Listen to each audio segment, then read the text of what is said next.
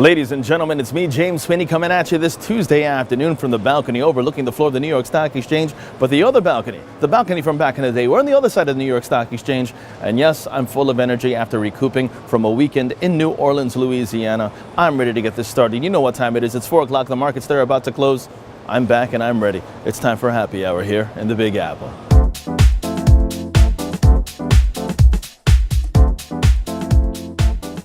Now stocks, they're mostly higher this Tuesday afternoon as investors keep an eye on President Donald Trump's trip overseas while looking through the White House 2018 budget.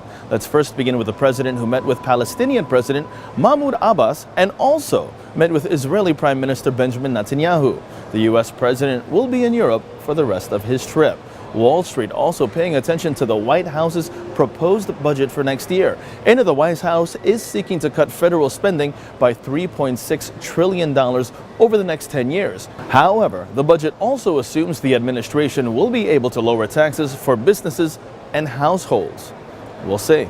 And gold prices have also risen. The metal's 50-day moving average crossing above the 200-day moving average, possibly signaling more gains. And in economic news today, new home sales figures falling 11.4% in April, far more than the expected drop of about 1%. But this is just 1 month after hitting a 10-year high back in March. Let's take a look now to see how the markets are shaping up to close out the second trading session of the week.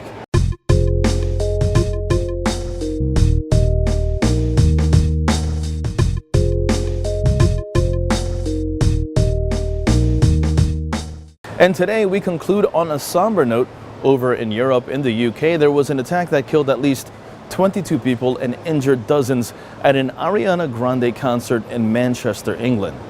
A terrorist attack, yes, it's a terrorist attack, occurred at a concert with many children and teenagers who are, of course, amongst the dead. Now, ISIS has claimed responsibility and some young man is in custody as we speak.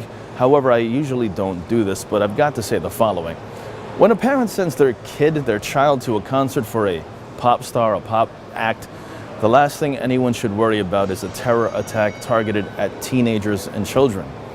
Honestly, it's disgusting. It's apprehensive. I hope that whoever is directly responsible for this receives proper justice, because it's just sad.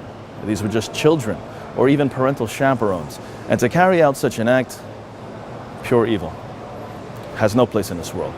Period. From out on Wall Street, sending my thoughts to those affected in the United Kingdom, I'm James Sweeney.